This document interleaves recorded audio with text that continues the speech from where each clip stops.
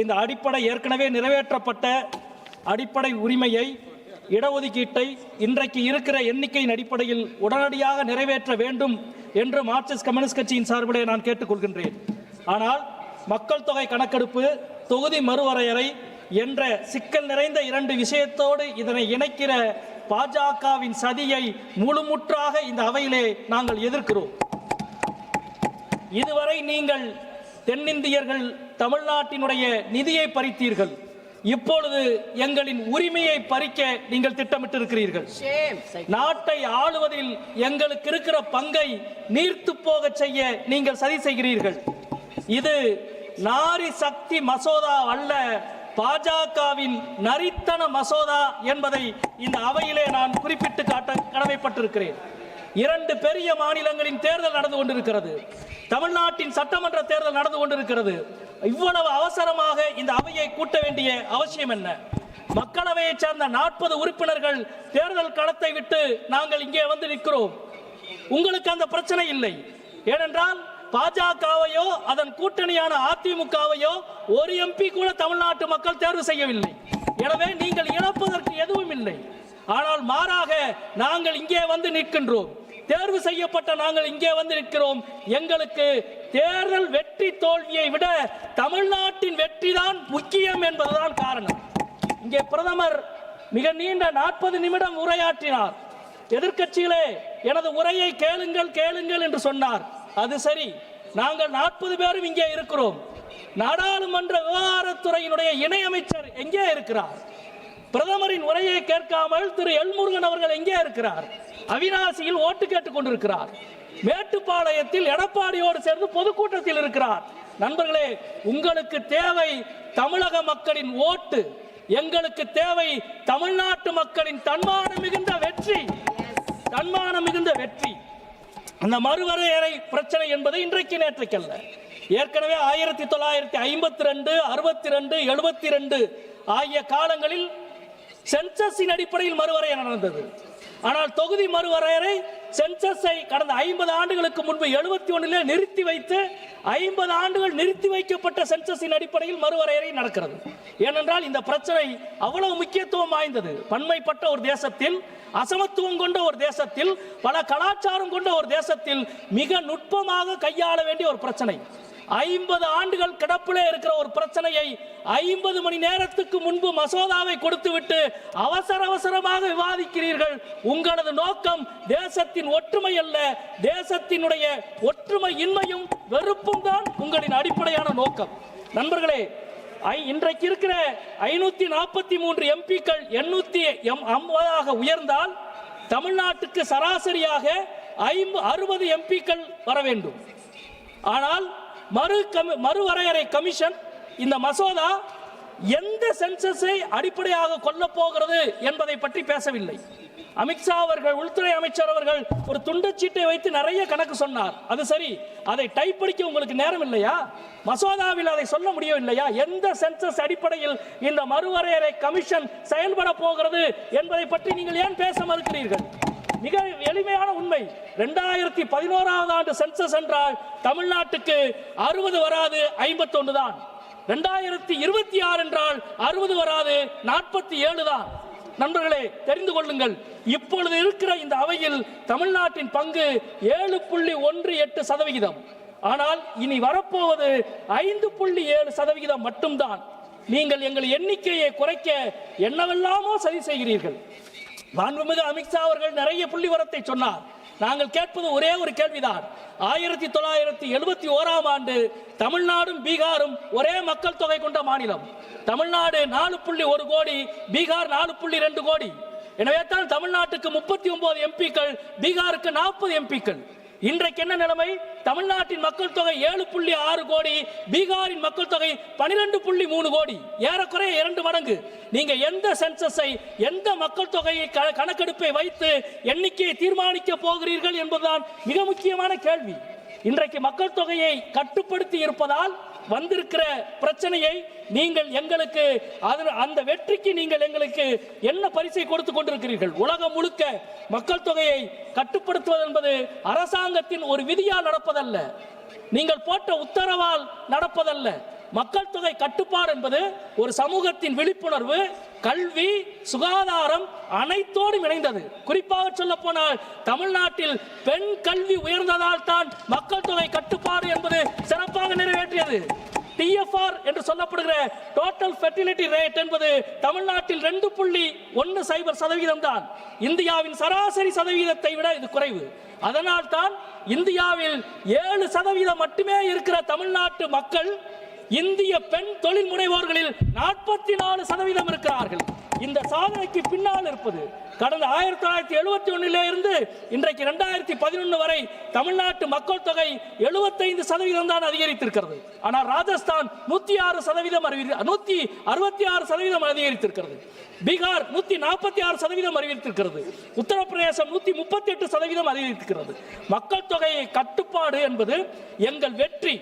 எங்கள் வெற்றியின் மீது நீங்கள் காட்டுகிற வெறுப்பு தான் இந்த மசோதா. எங்கள் குழந்தைகளை பள்ளிக்கூடத்துக்கு அனுப்பியதால் நீங்கள் காட்டுகிற பாரபட்சம் தான் இந்த மசோதா.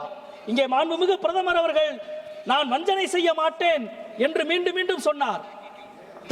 தமிழிலே கூட சொல்லுங்கள், நான் சொல்லுகிறேன் நான் வஞ்சனை செய்ய மாட்டேன் என்று சொன்னார்.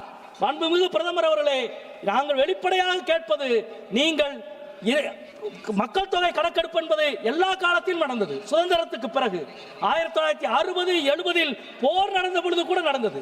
ஆனால் கொரோனா காலத்தில் நிறுத்தப்பட்ட மக்கள் தொகை கணக்கெடுப்பு ஏன் கடந்த 4 ஆண்டு காலம் நடத்தவில்லை? மக்கள் தொகை கணக்கெடுக்காமல் இந்த புதிய நாடாளுமன்றத்தை கட்டிடத்தை கட்டி 888 இருக்கைகள் இங்கே ஏன் அமைத்தீர்கள்? இப்பொழுது கொண்டு வந்து மசோதாவை வைக்கிறீர்கள், நாங்கள் மக்களவையின் எண்ணிக்கையை 850 உயர்த்த போகிறோம் என்று. திரைமறைவாக எல்லா வேலையும் செய்துவிட்டு எங்களை நம்புங்கள் என்று சொன்னால் பகுத்தறிவு இருக்கிற நாங்கள் ஒருபோதும் உங்களை நம்ப மாட்டோம். உங்களது திரைமறைவு அஜெண்டாவுக்கு நாங்கள் முடிவு கட்டுவோம் என்பதை இந்த நேரத்தில் சொல்லிக் கொள்கிறேன். மக்கள் தொகை கணக்கெடுப்பு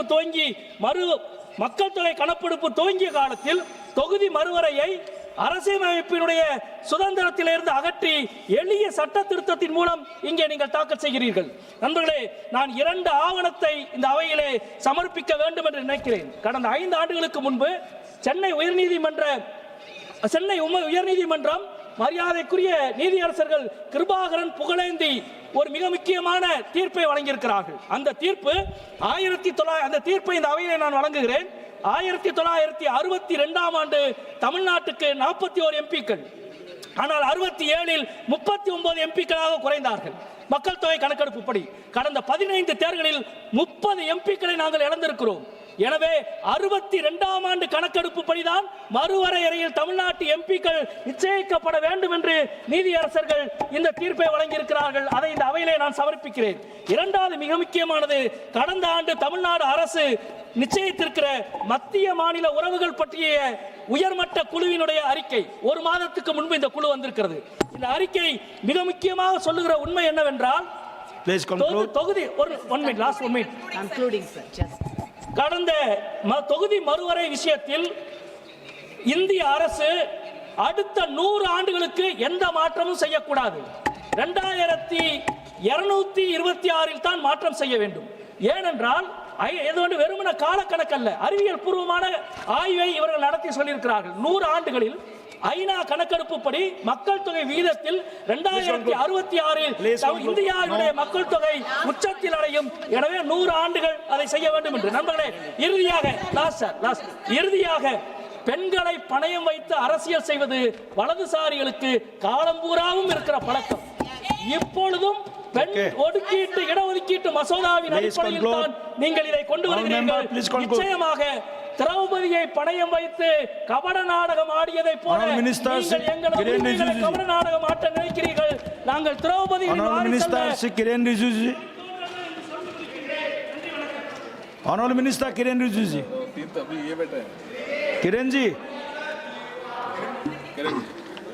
Sir, I have already informed earlier.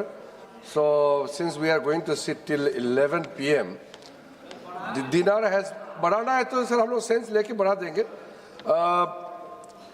Dinner for the honorable members is being arranged at first floor, Parliament House, first floor, and member can go anytime and have your dinner. And also arrangement for dinner for the staff, the Lok Sabha staff and the other allied agencies are also being arranged.